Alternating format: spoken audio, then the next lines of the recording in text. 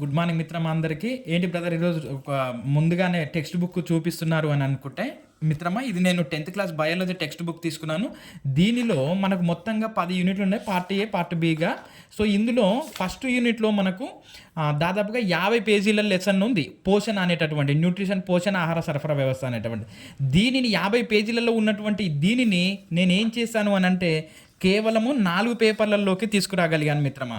అంటే మనం దాని వెనకాల ఎంత వర్క్ చేస్తే అంత వచ్చింది అనేది చూడండి మిత్రం. ఫస్ట్ నేను నోట్స్ రాస్తాను. ఆ నోట్స్ రాసిన తర్వాత ఆ నోట్స్ నుండి మనం ఏ పాయింట్లు అయితే మేజర్ డైలీ చూడాలి వాటిని అనేటటువంటి అంశాలను మాత్రమే మనము రోజు చూడాలి మిత్రమా. మనకి ఏవైతే గుర్తుండవో, ఏ విషయాలు అయితే గుర్తుండవో అవి మాత్రమే రిఫ్లెక్ట్ అయ్యే విధంగా రాసుకుంటూ వెళ్ళిపోతే సింపుల్ మిత్రమా. దీనిని స్టార్టింగ్ నుండి ఎండింగ్ వరకు ఇచ్చాను ఈ పాఠాన్ని. సో మరి దీనివల్ల మనకు ప్రయోజనం ఏంటి అని అంటే, ఈ పాఠం చదవడం వలన మనకి ఇక్కడ విటమిన్లు, జీర్ణ వ్యవస్థ, జంతువులలోని రకాలు, కిరణజన్య సంయోగక్రియ, యాంత్రికం ఇదంతా కూడా కవర్ అయిపోతుంది మిత్రమా. అంటే మనం చదివేటటువంటి అంశము మనకి ఇక్కడ గ్రూప్స్కి యూజ్ అవుతుంది, ఎస్ఐపిసికి యూజ్ అవుతుంది, టెట్ టు డిఎస్సి, ఇవన్నీ కూడా అంటే మనం చదివేటటువంటి సిలబస్ మనకి ఏ విధంగా యూజ్ అవుతుంది అనేటటువంటి విషయాన్ని మన మైండ్కు అప్పచెప్తే ఇది మనకు అవసరమైనటువంటి కోణంలో ముందుకు ఆలోచిస్తుంది మిత్రమా. అంతే తప్ప ఇది బయోసైన్స్ కదా, ఇది తెలుగు కదా, ఇది మ్యాథ్స్ కదా అని ఆలోచించకండి. ఆల్ ఇన్ వన్గా మారండి, ఆల్ ఇన్ వన్గా మారండి. ఇదే మన విధానం, రైట్. సో మరి మనం ఈరోజు మన టాపిక్ ఏంటి అని అంటే పోషణ ఆహార సరఫరా వ్యవస్థ అనేటటువంటి పాఠ్యాంశాన్ని నేను తీసుకున్నాను మిత్రమా. అసలు మరి పోషణ అంటే ఏంటో చూద్దాం.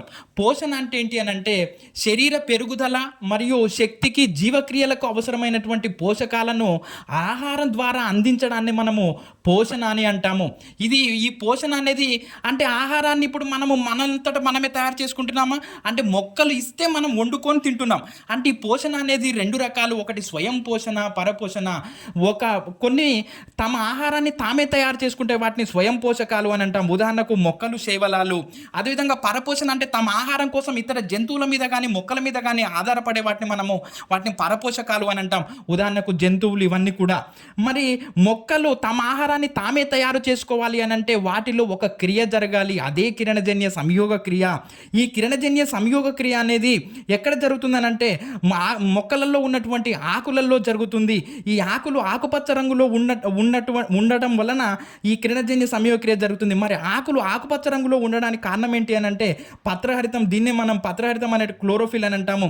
ఈ పత్రహరితము దీనిని ఒక వర్ణద్రవ్యంగా పేర్కొంటారు. మరి మొక్కలు వాతావరణంలో ఉన్నటువంటి కార్బన్ డైఆక్సైడ్ను, సూర్యుడి నుంచి వచ్చేటటువంటి సూర్యరశ్మిని, భూమి నుండి నీటిని మరియు పోషకాలను వినియోగించుకొని క్లోరోఫిల్ సమక్షంలో సరళ అకర్బన పదార్థాలను సంక్లిష్ట కర్బన పదార్థాలుగా మార్చడాన్ని మనము కిరణజన్య సంయోగ క్రియ అని అంటాము.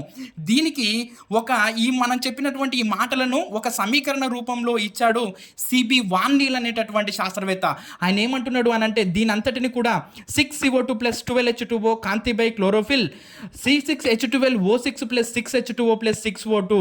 అంటే కిరణజన్య సంయోగ క్రియ జరుగుతున్నటువంటి తరుణంలో, అంటే మొక్కల ఆహారాన్ని తయారు చేసుకోవాలనేటటువంటి కోణంలో ఆ ఉత్పత్తి అయ్యేటటువంటి ఉప ఉత్పన్నమే ఆక్సిజన్. అది మనకు ప్రాణవాయువు. మొక్కలకు విసర్జన పదార్థము, మనకు ప్రాణవాయువుగా మారుతూ ఉంది. అర్థం చేసుకోండి మిత్రమా. దీనిని మరి ఆక్సిజన్ కనుగొన్నటువంటి శాస్త్రవేత్త ఎవరు అని అంటే జోసెఫ్ ప్రిస్లీ అనేటటువంటి శాస్త్రవేత్త కనుగొన్నాడు. దానికి ఆక్సిజన్ అని పేరు పెట్టింది మాత్రం లేవోయిజన్ అనేటటువంటి శాస్త్రవేత్త పేరు పెట్టాడు. మరి చూస్తే ఈ పిండి పదార్థం మరి కిరణజన్య సంయోగక్రియ జరగడం వలన ఏర్పడేది ఏంటి అని అంటే పిండి పదార్థం ఏర్పడుతుంది. ఈ పిండి పదార్థము ఆ ఆకులలో ఉంది అని నిరూపించడానికి ఉపయోగించేటటువంటి ప్రయోగము అయోడిన్ ప్రయోగము. మరి దీనిలో మనకు లాస్ట్కు ఫలితం ఏంటి అని అంటే ఎలా నిర్ధారించుకుంటామంటే అందులో క్లోరోఫిల్ని తొలగించిన తర్వాత దాని మీద అయోడిన్ వేసిన తర్వాత ఆ పత్రం అనేది నీలి నలుపు రంగులోకి మారితే అందులో పిండి పదార్థం ఉంది అనేది మనకు అర్థమవుతా ఉంది. మరి CO2 మొక్కలు కిరణజన్య సంయోగక్రియ జరపాలి అని అంటే CO2 అవసరమని నిరూపించే ప్రయోగం పేరు మోల్స్ అర్ధపత్ర ప్రయోగము. మరి ఇందులో పొటాషియం హైడ్రాక్సైడ్ ఉంటాం. ఈ పొటాషియం హైడ్రాక్సైడ్ అనేది మనకు పత్రాన్ని మనం సీస లోపలికి ఉంచుతాం. ఈ ప్రయోగంలో ఆ సీస లోపల ఉన్నటువంటి కార్బన్ డైఆక్సైడ్ను శోషించుకోవడానికి తోడ్పడేదే మనకు పొటాషియం హైడ్రాక్సైడ్. మరి ఇక్కడ నిర్ధారణ ఎలా చేస్తాము అని అంటే ఆ పత్రం మీద బాగా అయోడిన్ వేసినప్పుడు అది నీలి నలుపు రంగులోకి మారితే, ఆ కాంతి సోకిన భాగము నీలి నలుపు రంగులోకి మారితే అది CO2 అవసరమని, నీలి నలుపు రంగులోకి మారకపోతే అది CO2 లేదు అని మనము నిర్ధారించుకుంటాం. అంటే ఈ విధంగా CO2 అవసరం అనేటటువంటి ప్రయోగానికి చేసేటటువంటి ప్రయోగం మోల్స్ అర్ధపత్ర ప్రయోగము. మరి కిరణజన్య సంయోగ క్రియలో ఆక్సిజన్ విడుదలవుతుందని నిరూపించే ప్రయోగము హైడ్రిల్లా ప్రయోగము. ఇందులో ఏం చేసాము అని అంటే మనము హైడ్రిల్లా అనేటటువంటి మొక్కను నీళ్ళలో ఉంచినప్పుడు అవి బుడగలను విడుదల చేస్తూ ఉంది. ఆ బుడగల దగ్గరికి మండుతున్న అగ్గిపుల్లను లేదా అగరబత్తిని తీసుకెళ్తే అది ఇంకా ప్రకాశవంతంగా మండుతుంది. ఈ ఆక్సిజన్ అనే దానికి మండే గుణం ఉంటుంది, ఆర్పే గుణము కార్బన్ డైఆక్సైడ్కి ఉంటుంది. అందుకని మనము ఆ మంటలను ఆర్పేటటువంటి వాయువులలో మనం కార్బన్ డైఆక్సైడ్ను ఉపయోగిస్తాము. అంటే ఇక్కడ O2 విడుదలవుతుందని నిరూపించే ప్రయోగము హైడ్రిల్లా ప్రయోగము. మరి కిరణజన్య సంయోగక్రియ జరగడానికి కాంతి అవసరమని నిరూపించే ప్రయోగము నల్ల కాగిత ప్రయోగము. ఇక్కడ ఎలా చేస్తాము నిర్ధారణ అంటే ఎండ తగిలినటువంటి ఆకు భాగము నీలి నలుపు రంగులోకి మారుతుంది, ఎండ తగలనటువంటి ఆకు భాగము నీలి నలుపు రంగులోకి మారదు. ఈ విధంగా మనకు ఒక 4 ఎక్స్పెరిమెంట్స్ ఇచ్చాడు మిత్రమా. పిండి పదార్థం అవసరమని నిరూపించే ప్రయోగము, అయోడిన్ ప్రయోగము, CO2 అవసరమని నిరూపించే ప్రయోగము, మోల్స్ అర్ధపత్ర ప్రయోగము, O2 విడుదలవుతుందని నిరూపించే ప్రయోగము హైడ్రిల్లా ప్రయోగము, కాంతి అవసరమని నిరూపించే ప్రయోగము నల్ల కాగిత ప్రయోగము. ఈ విధంగా మనకు ఎక్స్పెరిమెంట్స్ అన్ని కంప్లీట్ అయ్యాయి. మరి కిరణజన్య సంయోగక్రియ కారకాలను మనం 2 రకాలుగా చూస్తాము. అంటే మొక్క వినియోగించుకుంటున్నటువంటి కార్బన్ డైఆక్సైడ్ను మరియు నీటిని 2 రకాలుగా చూస్తాము. అవి బాహ్యకారకాలు, అంతరకారకాలు. బాహ్యకారకాలు ఏంటి అని అంటే వాతావరణం నుండి తీసుకునేటటువంటి కార్బన్ డైఆక్సైడ్ మరియు కాంతి. అంతరకారకాలు ఏంటి అని అంటే నీరు మరియు క్లోరోఫిల్. వీటిని అంతరకారకాలుగా పేర్కొంటాం. మరి మనం చూస్తే క్లోరోఫిల్ గురించి చూద్దాం. ఈ క్లోరోఫిల్ని మనం పత్రహరితము అని అంటాం. దీనిని ఇది మనకు క్లోరోఫిల్ అనేది హరిత రేణువులో ఉంటుంది, రైట్. దీని గురించి చూస్తే ఇంజనౌజ్ అనేటటువంటి శాస్త్రవేత్త కిరణజన్య సంయోగక్రియ కేవలము ఆకుపచ్చ భాగాలలో మాత్రమే జరుగుతుందని పేర్కొన్నాడు. పెల్లెటియర్ మరియు కావెన్ష్ అనేటటువంటి ఇద్దరు శాస్త్రవేత్తలు పత్రహరితం అనే పేరు పెట్టారు. డేనియల్ ఆర్నన్ అనేటటువంటి శాస్త్రవేత్త హరిత రేణువులను వేరు చేయగలిగాడు. ఈ హరిత రేణువులు అనేవి ఈ హరిత రేణువులో ఈ క్లోరోఫిల్ అనేది హరిత రేణువులో ఉంటుంది. మరి హరిత రేణువు నిర్మాణం చూస్తే హరిత రేణువు అనేది 3 త్వచాలను కలిగి ఉంటుంది. 3వ త్వచం దొంతరల వంటి నిర్మాణాన్ని పొంది ఉంటుంది. వీటిని మనము థైలకాయిడ్స్ అని అంటాము. ఈ థైలకాయిడ్స్ల సమూహాన్ని మనం గ్రానా లేదా పటలిక రాశి అని అంటాము. ఈ గ్రానాలో మనకు కాంతి చర్య జరుగుతుంది. ఇక్కడ ఈ పటలిక రాశిలో ఉన్నటువంటి 250 నుంచి 400 వర్ణ అణువులు కలిసి కాంతిని శోషించుకునేటటువంటి ఒక సమూహంగా ఏర్పడతాయి. అందుకని ఇక్కడ మనకేంటి అని అంటే కాంతి చర్య జరుగుతుంది. దీనిని మనము కిరణజన్య సంయోగక్రియ ప్రమాణాలు అని అంటాము. ఈ గ్రానాలో ఉన్నటువంటి అంశాలన్నీ కలిసి ఒక సమూహంగా ఏర్పడతాయి.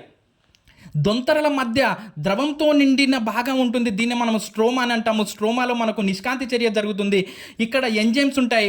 ఇక్కడ గ్లూకోజ్ పిండి పదార్థంగా సంశ్లేషించబడుతుంది. పత్రహరితము మధ్య భాగంలో ఉండేటటువంటి మూలకము మెగ్నీషియము. అదేవిధంగా హీమోగ్లోబిన్ మధ్య భాగంలో ఉండేటటువంటి మూలకము ఐరన్. గుర్తుపెట్టుకోవాలి మిత్రమా.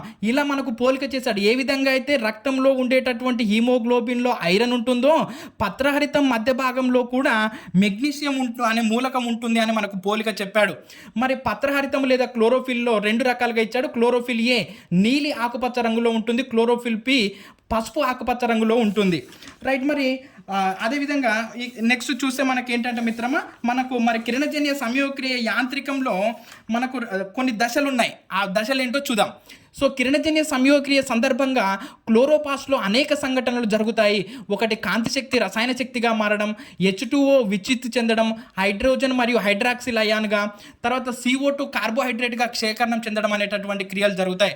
మరి కిరణజన్య సంయోగక్రియ యాంత్రికంలో 2 చర్యలు ఉంటాయి. అది కాంతి చర్య, నిష్కాంతి చర్య. కాంతి చర్య అనగా దీన్నే మనము కాంతి రసాయన దశ లేదా ఫోటో కెమికల్ ఫేజ్ అని కూడా అంటాం. ఇందులో కాంతి ప్రధానమైనటువంటి పాత్ర పోషిస్తుంది. ఇది గ్రానా తైలకాయిడ్లో జరుగుతుంది. ఇది ఆల్రెడీ చూసాం.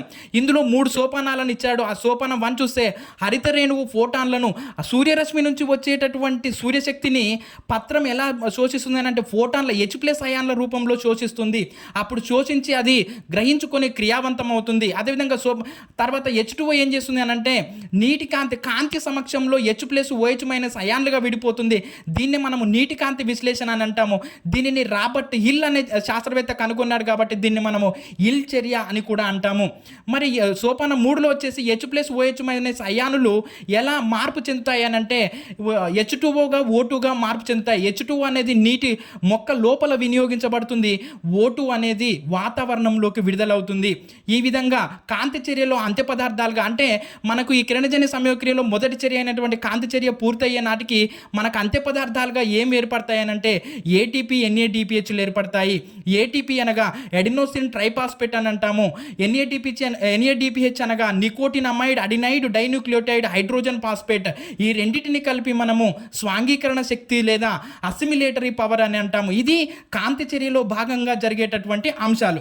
మరి నిష్కాంతి చర్యను చూస్తే నిష్కాంతి చర్య దీనినే మనము జీవ సంశ్లేషణ దశ అని అంటాం. అంటే మిత్రం ఒకటి గుర్తుపెట్టుకోండి, నిష్కాంతి చర్య అంటే చీకటిలో జరుగుతుందని అర్థం కాదు. అంటే సూర్యరశ్మిని గ్రహించుకొని నిల్వ చేసుకొని సూర్యరశ్మి లేనప్పుడు కూడా అంటే కాంతి చర్యతో పాటుగా జరిగేటటువంటి దానిని మనము నిష్కాంతి చర్య అని అంటాము.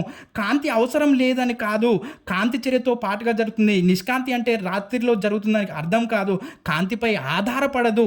అంటే నిష్కాంతి చర్య అనేది కాంతి చర్యతో పాటుగా జరుగుతుంది, కాంతి మీద పెద్దగా ఆధారపడకుండా జరుగుతుందన్నమాట. నీటి కాంతి విశ్లేషణలో ఉత్పత్తి అయినటువంటి H+ను NADP స్వీకరించి NADPHగా మారుతుంది. NADPHలోని H+ అయాను CO2తో కలిసి ఏటీపీ శక్తిని వినియోగించుకొని గ్లూకోజ్ను ఉత్పత్తి చేస్తుంది. అంటే ఇక్కడ ఏంటి, నిష్కాంతి చర్యలో ఏటీపీ శక్తిని వినియోగించుకొని గ్లూకోజ్ను ఉత్పత్తి చేస్తుంది అనేటటువంటి విషయాన్ని అక్కడ మనకు ఏటీపీ కాంతి చర్యలో ఏటీపీ NADPH ఏర్పడింది. అక్కడ ఏర్పడినటువంటి దానిని ఇక్కడ నిష్కాంతి చర్యలో వినియోగించుకుంటుంది. మనం దీనిని ఎలా చూసుకోవచ్చు అని అంటే ఈ సైకిల్ ఎలా జరుగుతుందని అంటే వాతావరణంలో ఉన్నటువంటి CO2ను మొట్టమొదట హరితరేణుల్లో ఏది గ్రహిస్తుంది అని అంటే RUBP గ్రహిస్తుంది. RUBP అనగా రిబ్యులోజ్ 1,5 బిస్ఫాస్ఫేట్ గ్రహిస్తుంది. ఇది గ్రహించిన CO2ను గ్రహించి 3 అణువుల పాస్పోగ్లిసరిక్ ఆమ్లాన్ని ఏర్పాటు చేస్తుంది. ఈ పాస్పోగ్లిసరిక్ ఆమ్లం NADPHను వినియోగించుకొని 6 అణువుల గ్లిజరాల్డిహైడ్ 3-ఫాస్ఫేట్ని ఏర్పాటు చేస్తుంది. ఈ 6 అణువులలో ఒక అణువు చక్కెరలు తయారు చేయడానికి వెళ్తుంది, మిగిలిన 5 అణువులు మళ్ళీ RUBPని పునరుద్ధరించడానికి తోడ్పడతాయి. ఈ సైకిల్ నిరంతరం జరుగుతూనే ఉంటుంది మొక్కలలో. ఈ సైకిల్ ద్వారా మనకు మొక్కలు ఆక్సిజన్ కానీ ఆహారాన్ని కానీ ఉత్పత్తి చేస్తూ ఉన్నాయి.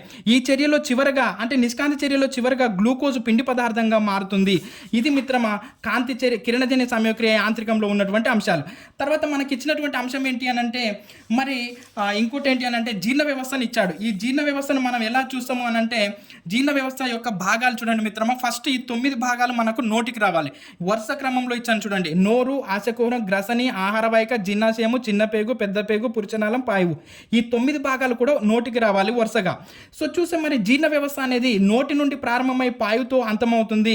నోరులో మనకు ఆహారం ఎలా మారుతుంది అని అంటే బోలస్గా మారుతుంది, ముద్దగా మారుతుంది.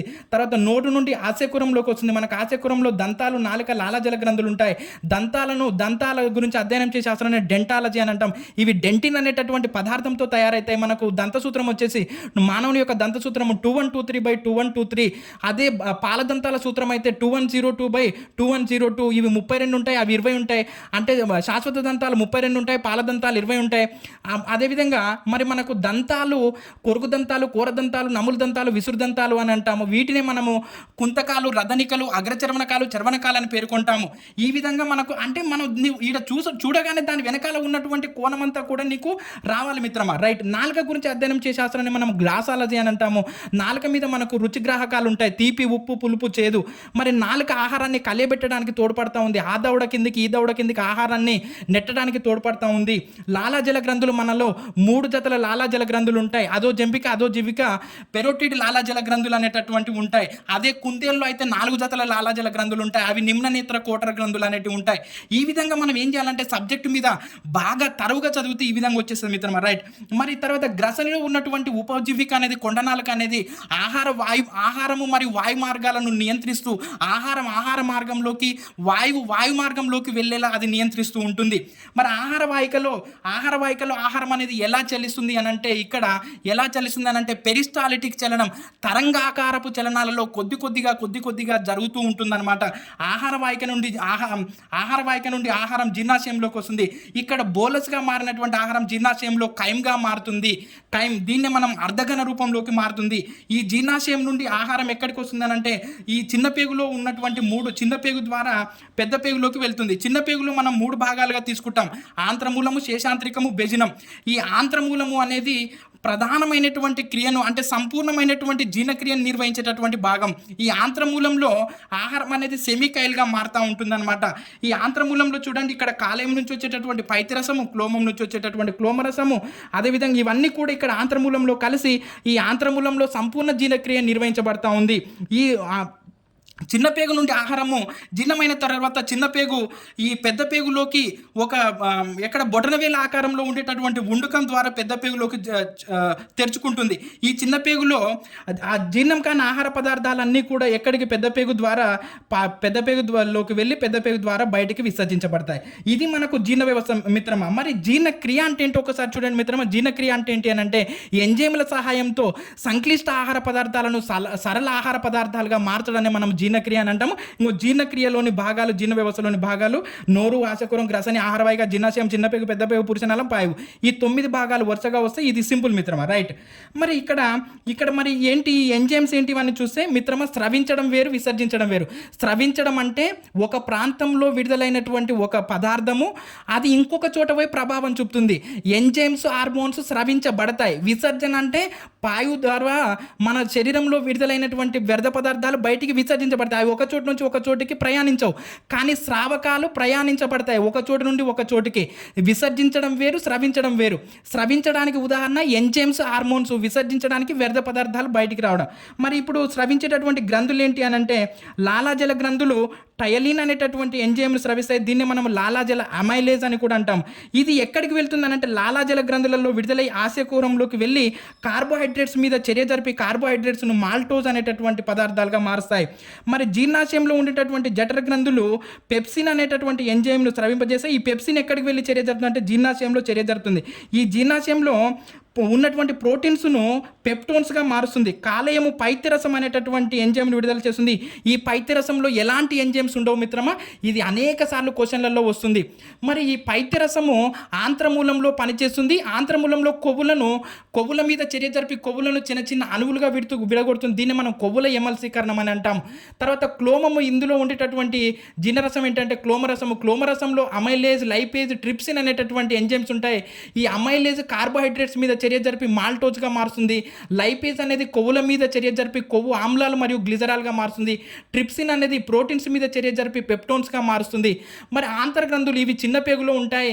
ఇవి ఆంతర్రసం అనేటటువంటి జీర్ణరసాన్ని విడుదల చేస్తాయి. ఇందులో పెప్టిడేజెస్ అనేటటువంటి ఎంజైమ్ ఉండి ఇది చిన్న పేగులోకి వెళ్ళి అక్కడ పెప్టైడ్స్ను అమైనో ఆమ్లాలుగా మారుస్తుంది.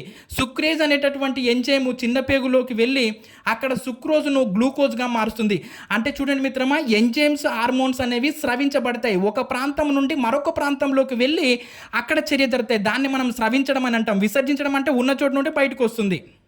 అదేవిధంగా జీర్ణమైనటువంటి అంత్య పదార్థాలు చిన్న పేగు గోడల ద్వారా రక్తంలోకి అంటే మనము అన్నం రూపంలో, ఘన రూపంలో ఉన్నటువంటి పదార్థాలన్నీ కూడా ఎలా మారుతాయి అంటే మిత్రమా, రక్తంలోకి వెళ్ళే విధంగా, శోషించుకునే విధంగా మారుతాయి. అంటే ద్రవ రూపంలోకి మారిపోతాయి. వీటికి దేవి తోడ్పడతాయి అంటే చిన్న పేగులలో ఉన్నటువంటి సూక్ష్మ చూసకాలు, వీటిని మనం మైక్రోవిల్లి అని అంటారు. ఇవి రక్తం ద్వారా శరీర భాగాలకు చేరవేయబడతాయి. అంటే ఏవైతే సూక్ష్మ చూసకాలు గ్రహించాయో అవి ఆ రక్తం ద్వారా మన శరీర భాగాలకు చేరవేసి మనకు శక్తినిస్తాయి. ఈ విధంగా జీర్ణం కాని వ్యర్థ పదార్థాలు, జీర్ణమైనటువంటి మన శరీరానికి ఉపయోగపడేవేమో శరీర భాగాలకు వెళ్ళిపోతాయి. జీర్ణం కానటువంటివి వ్యర్థ పదార్థాలన్నీ కూడా పాయు ద్వారా తొలగించబడతాయి. దీన్ని మనము విసర్జన అని అంటాము. మరి ఆహార నాళము అంటే ఇంత గొప్ప అదైనటువంటి ఆహార నాళము మనం దీన్ని రెండవ నాడీ వ్యవస్థ అని అంటామండి. రెండవ నాడీ వ్యవస్థ అంటాం. జీర్ణనాళ నాడీ వ్యవస్థ ఈ నుండి ఇక్కడ నోరు నుంచి మొదలెడితే పాయు వరకు ఉన్నటువంటి భాగాన్ని రెండవ మెదడుగా కూడా పేర్కొంటాం. అలాంటి మరి జీర్ణనాళం ఆరోగ్యంగా ఉండాలి అని అంటే నువ్వేం జాగ్రత్తలు తీసుకోవాలి అని అంటే మితాహారం తీసుకోవాలి. కొవ్వులు తక్కువగా ఉన్నటువంటి ఆహారం తీసుకోవాలి. నిల్వ చేసిన ఆహార పదార్థాలు తీసుకోవద్దు, ఫ్రిడ్జ్లలో పెట్టినవి కూడా. అదేవిధంగా మెల్లగా ప్రశాంతంగా బాగా నమిలి మింగాలి. సరిపడినంత నీరు తీసుకోవాలి. పీచు పదార్థాలు ఎక్కువగా ఉండే విధంగా చూసుకోవాలి. అదేవిధంగా ఫ్రూట్ సలాడ్ ఇవన్నీ కూడా, కూరగాయల సలాడ్ ఇవన్నీ కూడా ఉండే విధంగా చూసుకుంటే మనకు ఆహార నాళం అనేది ఆరోగ్యంగా ఉంటుందని చెప్తున్నాడు. మరి పోషకాహారం అంటే ఇచ్చాడు. పోషకాహారం అంటే ఏంటి అని అంటే సిపిఎఫ్, ఎంవిపి ఇలానే గుర్తుపెట్టుకోండి మిత్రం. ఇది పిరమిడ్ రూపంలో ఉంటుంది. Carbohydrates, proteins, fats, minerals, vitamins, పీచు పదార్థాలు, నీరు, ఇవన్నీ కలిగినటువంటి ఆహారాన్ని పోషకాహారం అని అంటాము. వీటిలో ఒకటి లేదా రెండు లోపిస్తే దాన్ని పోషకాహారం పోషకాహార లోపం అని అంటాం. ఈ పోషకాహార లోపం వలన వచ్చేటటువంటి వ్యాధులను మనకు 3 రకాలుగా ఇచ్చాడు. అదేంటి అని అంటే ప్రోటీన్ల లోపం వలన వచ్చేటటువంటి వ్యాధి క్వాషియార్కర్. దీన్ని పీకే అని గుర్తుపెట్టుకోండి మిత్రమా. ప్రోటీన్స్ లోపం వలన వచ్చేది క్వాషియార్కర్. ఈ క్వాషియార్కర్ అనే వ్యాధి వస్తే ఎలా ఉంటుందంటే శరీరం ఉబ్బినట్లుగా, పొడిబారిన చర్మం, విరేచనాలతో బాధపడుతూ ఉంటారు. మరి ప్రోటీన్లో క్యాలరీల లోపం వలన వచ్చేటటువంటి వ్యాధి మెరాస్మెస్. ఇది వెంటనే ఎవరికి వస్తుంది అని అంటే ఇది వెంటనే గర్భం దాల్చడం వల్ల పుట్టేటటువంటి పిల్లలలో, అదేవిధంగా ఎక్కువ సార్లు కాన్పులైనటువంటి తల్లికి జన్మించేటటువంటి పిల్లలలో ఈ మెరాస్మెస్ అనేటటువంటి వ్యాధి వస్తుంది. మరి ఈ వ్యాధి వస్తే నిస్సత్తువగా, బలహీనంగా, కండరాల పెరుగుదల లోపిస్తుంది. మరి అధిక కెలోరీలు తీసుకోవడం వలన వచ్చేటటువంటి వ్యాధి ఏంటి అని అంటే స్థూలకాయత్వం. దీన్ని మనం ఒబేసిటీ అని అంటాము. దీని వలన డయాబెటీస్, గుండె సంబంధిత వ్యాధులు, జీర్ణ సంబంధ వ్యాధులు, జంక్ ఫుడ్స్, అనారోగ్య కారణమైనటువంటి ఆహారం తీసుకుంటే ఇదన్నీ కూడా మనకు వస్తాయి. మరి చూస్తే లాస్ట్కు మనకి ఇది ఆల్రెడీ ఇంకొక వీడియోలో ఉంది మిత్రం, ఆల్రెడీ విటమిన్లను సులభంగా అని. అది కాకపోతే ఇది ఎండింగ్. మనకు విటమిన్ల లోపం వల్ల వచ్చేటటువంటి విటమిన్లు మనకు 2 రకాలు, నీటిలో కరిగేవి, కొవ్వులలో కరిగేవి. నీటిలో కరిగేవి B complex and C vitamin. బి కాంప్లెక్స్లో TRNP, FBPS, T for thiamine, R for riboflavin, N for niacin, P for pyridoxine, F for folic ఆమ్లం, B for biotin, P for pantothenic ఆమ్లం, ఎస్ ఫర్ సైనకోబాలమిన్. థైమిన్ లోపం వల్ల beriberi, riboflavin వల్ల glossitis, niacin లోపం వల్ల pellagra, pyridoxine లోపం వల్ల అరికాల మంటలు, ఫోయిక్ ఆమ్లం లోపం వల్ల రక్తహీనత, బయోటిన్ లోపం నాడి సంబంధ సమస్యలు, పాంటోథెనిక్ ఆమ్లం లోపిస్తే రక్తహీనత కలుగుతుంది, సైనకోబాలమిన్ లోపిస్తే అతి రక్తహీనత వస్తుంది. సి విటమిన్ యొక్క శాస్త్రీయనామం ఆస్కార్బిక్ ఆమ్లం, అది లోపిస్తే స్కర్వీ అనే వ్యాధి వస్తుంది. ఏడీఈకే బై ఆర్కెటియన్. కొవ్వులలో కరిగేవి A vitamin, D vitamin, E vitamin, K vitamin. A vitamin శాస్త్రీయనామము retinol, D vitamin calciferol, E vitamin tocopherol, K vitamin naphthoquinone లేదా ఫిల్లోక్వినోన్. ఏ విటమిన్ లోపం వల్ల వచ్చేది రేచికటి. డి విటమిన్ లోపం వల్ల వచ్చేది రికెట్స్. తర్వాత ఈ విటమిన్ లోపం వల్ల వచ్చేది ఏంటి అని అంటే ప్రత్యుత్పత్తి సంబంధ సమస్యలు. కే విటమిన్ లోపం వల్ల మనకు రక్తం కట్టకపోవడం జరుగుతుంది. ఈ విధంగా మనకు పోషణ ఆహార సరఫరా వ్యవస్థ అనేటటువంటి పాఠము కంప్లీట్గా అయిపోయింది మిత్రమా. అదేవిధంగా ఇంకొకటి ఏంటి అని అంటే మనము పరపోషకాలు అన్నాం కదా, ఆ పరపోషకాలలోటటువంటి పోషణను ఇప్పుడు మనం ఇలా చూస్తాం. స్వయం పోషకాలలో పోషణను చూసాం. అదేవిధంగా మనం ఇప్పుడు పరపోషకాలలో పోషణ ఏంటి అని అంటే ఇందులో మనకు అవి తీసుకునేటటువంటి ఆహారపు రకము, అందుబాటు రకం ఆధారంగా వర్గీకరించారు. అది పూతికాహారాలు, పరాన్న పోషణ, సహజీవనము, అంతర్గ్రహణం అని. పూతికాహారాలు అని అంటే శరీరం వెలుపల చిన్న చిన్న ముక్కలుగా, అణువులుగా విడగొట్టి ఆహారాన్ని సేకరిస్తే వాటిని మనం పూతికాహారాలు అని అంటాం. ఉదాహరణకి ఈస్టులు, కుక్కగొడుగులు, రొట్టెబూజులు. పరాన్న పోషణ అంటే కొన్ని పోషక పదార్థాల కోసం ఇతర మొక్కలపై ఆధారపడే వాటిని మనం పరాన్న పోషణ అని అంటాం. ఇక్కడ ఆధారపడే మొక్కను పరాన్న జీవ మొక్క అని, ఏ మొక్క మీద అయితే ఆశ్రయం పొందుతుందో దానిని మనము అతిథేయి అని అంటాము, హోస్ట్ అని అంటాము. ఇక్కడ వేర్లను అస్టోరియంలు లేదా పరాన్న జీవ వేర్లు లేదా చూసకాలు అని అంటాం. ఈ పరాన్న జీవ మొక్క ఏం చేస్తుందనంటే ఆ మొక్కలోకి తన వేర్లను చొప్పించి దానిలో ఉన్నటువంటి పోషకాలన్నిటిని కూడా ఈ అస్టోరియంల ద్వారా స్వీకరించి జీవిస్తుంది. ఉదాహరణకు మనకు కస్కుట, రఫ్లీసియా, పేను, జలగ, బద్దె పురుగు ఇవన్నీ కూడా మనకు పరాన్న జీవ మొక్కలుగా ఉన్నాయి. ఇవేమో పరాన్న జీవులు, ఇవేమో పరాన్న మొక్క, కస్కుట, రఫ్లీసియా. తర్వాత సహజీవనం అంటే ఒకదానికొకటి పరస్పరం ప్రయోజనం ఉండే విధంగా ఉంటే దాన్ని మనం సహజీవనం అని అంటాం. ఉదాహరణకి ఏంటి అని అంటే మిత్రమా, లెగ్యుమినేసి అనే మనకు వేరుశనగలలో రైజోబియం అనేటటువంటి బ్యాక్టీరియా ఉంటుంది. ఈ వేరుశనగ మొక్క రైజోబియం బ్యాక్టీరియాకు ఆవాసాన్ని, ఆహారాన్ని అందించడం వలన అది ఆ మొక్కకు నత్రజన్ని అందిస్తుంది. ఈ విధంగా రెండింటికి ప్రయోజనంగా ఉంటే దాన్ని సహజీవనం అని అంటాము. అంతర్గ్రహణం అంటే ఏంటి అని అంటే ఆహారాన్ని మొత్తం కూడా శరీరంలోకి తీసుకున్న తర్వాత చిన్న చిన్న అణువులుగా విడగొట్టి జీర్ణం చేసుకుంటే దాన్ని మనం అంతర్గ్రహణం అని అంటాము. అందుకే అంటే జీవి పరిమాణాన్ని బట్టి జీర్ణ వ్యవస్థలు వేరువేరుగా ఉంటాయి. దాని యొక్క ఆహారం తీసుకునే రకాన్ని బట్టి. అమీబా మనకు శరీర ఉపరితలం ద్వారా ఆహారాన్ని స్వీకరిస్తుంది. పారమిషియము కణముఖం ద్వారా ఆహారాన్ని స్వీకరిస్తుంది.